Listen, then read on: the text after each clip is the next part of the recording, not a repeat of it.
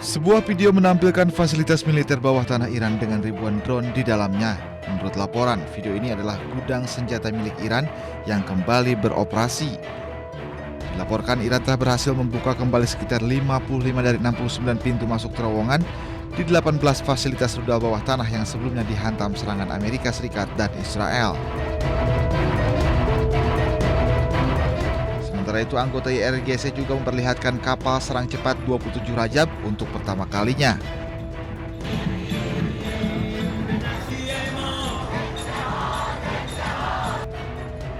Kapal terbaru Iran ini dipamerkan dalam peringatan 90 hari perang dengan AS dan Israel.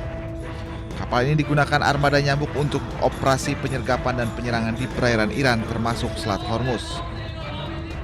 Dikutip dari stasiun televisi Iran Press TV, kapal ini mampu menembakkan 2 rudal jelajah dengan jangkauan 700 km dan mampu beroperasi melalui gelombang tinggi 3 meter. Kapal serang cepat ini dirancang sebagai bagian dari armada taktis berkecepatan tinggi di Teluk Persia, mampu melaju di kecepatan 100 knot atau 185 km per jam, menjadikannya salah satu kapal perang tercepat di kelasnya.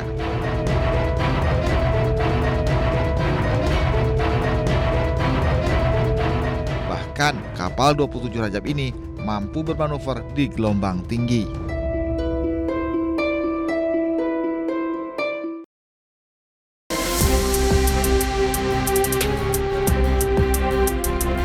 Ratusan koper milik jemaah haji Indonesia mulai dikumpulkan di area pemondokan untuk melewati proses penimbangan awal sebelum diangkut ke bandara. Prosedur ketat langsung diterapkan oleh petugas keamanan penerbangan di lokasi. Petugas mengizinkan penggunaan lakban secara wajar bagi koper yang rusak namun melarang keras penggunaan tali rafia. Tali temali yang melilit koper tersebut terpaksa digunting dan diputus oleh petugas karena akan menghambat proses pemeriksaan sinar X di bandara. Koper yang telah lulus inspeksi fisik kemudian ditimbang kembali untuk memastikan beratnya tidak melebihi batas 32 kg.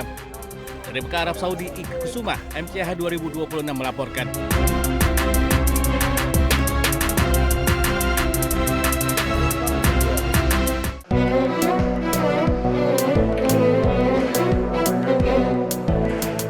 Video amatir merekam proses pembongkaran koper jemaah haji yang terdapat air zam-zam di dalamnya. Petugas penyelenggara ibadah haji PPIH Arab Saudi mengingatkan jemaah haji Indonesia agar mematuhi aturan bagasi saat pemulangan ke tanah air. Salah satu pelanggaran yang masih banyak ditemukan adalah penyimpanan air zam-zam di dalam koper bagasi. Kepala Daerah Kerja Bandara PPIH Arab Saudi mengingatkan jemaah untuk tidak membawa air zam-zam karena akan berpotensi dibongkar kopernya. Jemaah haji akan mendapatkan haknya berupa air zam-zam di tanah air yang telah didistribusikan ke asrama haji di kabupaten kota. Selain air zam-zam, jemaah juga diingatkan untuk tidak membawa barang-barang yang dilarang dalam bagasi maupun kabin, seperti senjata tajam, senjata api, dan powerbank yang disimpan di bagasi. PPIH juga mengingatkan batas barang bawaan yang diperbolehkan maskapai. Setiap jemaah hanya diperkenankan membawa 1 koper bagasi dengan berat maksimal 32 kg, 1 koper kabin maksimal 7 kg, serta tas paspor. PPIH berharap kepatuhan jemaah terhadap aturan bagasi dapat mempercepat proses pemulangan dan memberikan kenyamanan bagi seluruh penumpang selama perjalanan menuju Indonesia. Dari Jeddah, Arab Saudi, Eti Juitasari, MCH 2026 melaporkan.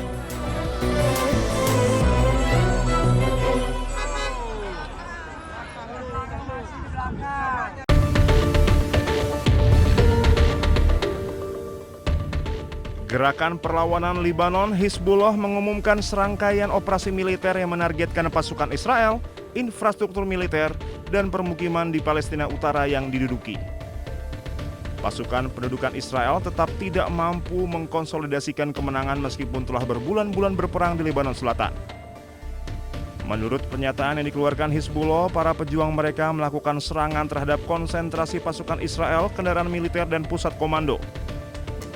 Hizbullah juga melancarkan serangan roket dan operasi drone yang menargetkan permukiman dan situs militer di seluruh Palestina Utara yang diduduki.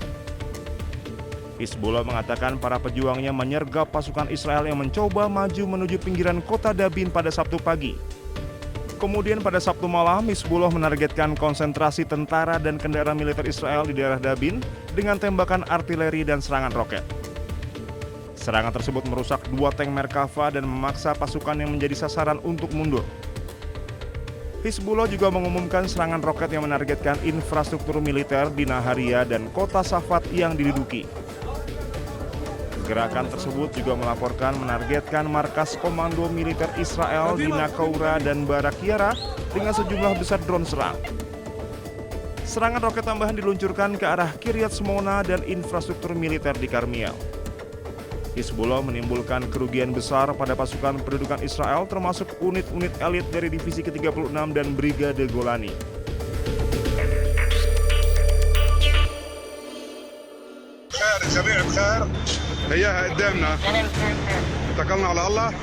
Militer Israel melancarkan gelombang serangan udara besar-besaran dan meluluhlantahkan kota Tyre, Lebanon Selatan. Serangan intensif ini terjadi di tengah kesepakatan perpanjangan gencatan senjata selama 45 hari yang sempat diumumkan pada pertengahan Mei lalu. Serangan udara ini menghantam sebuah rumah sakit Hiram Hospital di Tyre. Ledakan tersebut melukai sedikitnya 13 staf medis dan menyebabkan kerusakan parah pada fasilitas rumah sakit. Kementerian Kesehatan Lebanon melaporkan belasan warga sipil tewas dalam serangan ini, termasuk perempuan, anak-anak, serta petugas medis. Militer Israel, IDF, mengeluarkan perintah pengusiran paksa bagi penduduk lokal agar segera mengosongkan kota dan bergerak ke utara Sungai Zahrani.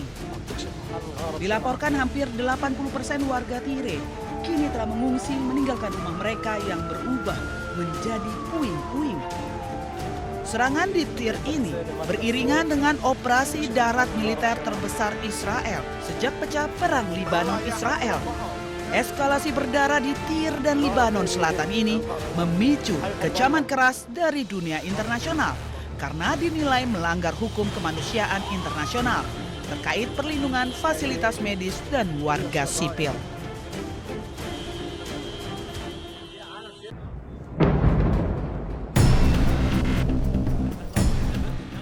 Kota Nabatia, Lebanon kembali dibombardir Israel. Di tengah gempuran dan kondisi gawat darurat, para medis dan relawan berusaha mengevakuasi warga yang menjadi korban serangan. Di bawah tekanan dan ketakutan akan serangan terhadap para medis, mereka melakukan upaya penyelamatan namun juga harus menghadapi ancaman keselamatan terhadap nyawa mereka. Para medis di Lebanon berulang kali menjadi target serangan Israel saat melakukan upaya penyelamatan. Rumah sakit yang beroperasi di Nabatia hanya tersisa sedikit juga menjadi target serangan.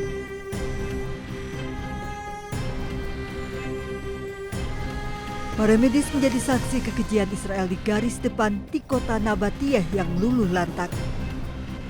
Kala serangan mereda, bahaya juga menghantui para medis Lebanon dari ancaman reruntuhan bangunan yang masih rapuh.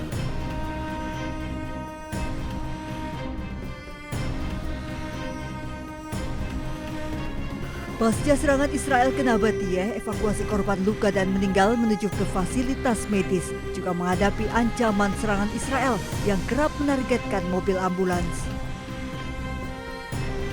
Kota Nabatia yang luluh lantak merupakan kota tua bersejarah peninggalan era Ottoman yang berusia lebih dari 5 abad.